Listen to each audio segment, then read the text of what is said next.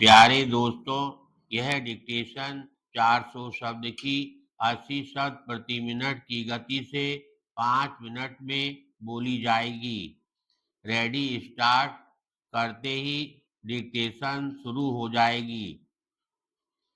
Ready start.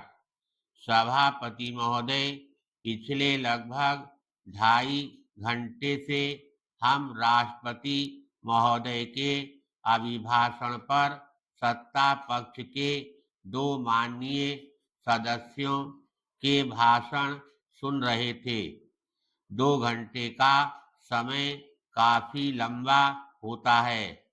मैं आशा करता था कि वर्तमान सरकार भले ही ख्यालों की दुनिया में रहती हो, मगर हमारे सत्ता पक्ष के सदस्य, जिन्हें कुछ ही महीनों में हमारे साथ जनता के द्वार पर जाकर दस्तक देनी है, थोड़ा यथार्थ के धरातल पर खड़े होकर अपनी बात कहेंगे।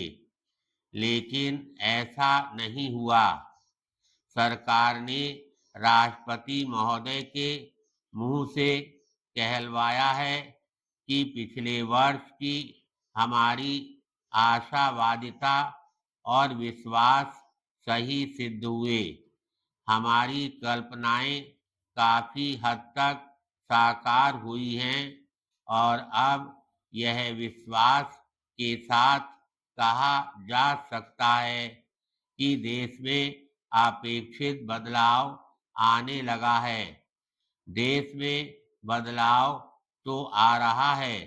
देश और भी बदलाव के लिए अपने को तैयार कर रहा है, मगर वह सरकार द्वारा अपेक्षित बदलाव है। यह कहने वाली सरकार के बारे में अब मैं क्या कहूं, यह मेरी समझ में नहीं आ रहा है। पैराग्राफ। राष्ट्रपति महोदय ने अपने अभिभाषण में इस बात का उल्लेख किया है कि प्रदेशों में चुनाव हुए थे और उन्होंने इस बात पर प्रसन्नता प्रकट की है कि चुनाव शांतिपूर्ण वातावरण में हुए। लेकिन उन चुनाव परिणामों से सरकार क्या नतीजे निकाल रही है? सत्ता पक्ष ने कौन से निष्कर्ष निकाले हैं?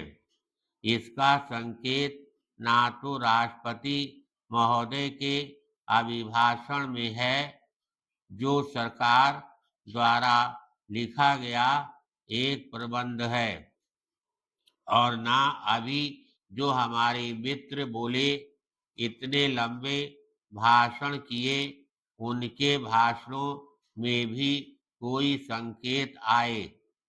एक के बाद एक प्रदेश ने सत्ता पक्ष को क्यों अस्वीकार कर दिया? कर्नाटक और महाराष्ट्र कांग्रेस के गढ़ समझे जाते थे।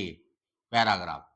प्रधानमंत्री आंध्र प्रदेश से आते हैं। संसद में कांग्रेस का बहुमत जब 4 साल पहले सरकार बनी तो दक्षिण के प्रदेशों से आए हुए संसद सदस्यों के बल पर बनी, जो अल्पमत में आए थे। बाद में वे किस तरह से बहुमत में परिवर्तित हो गए, मैं उसमें जाना नहीं चाहता।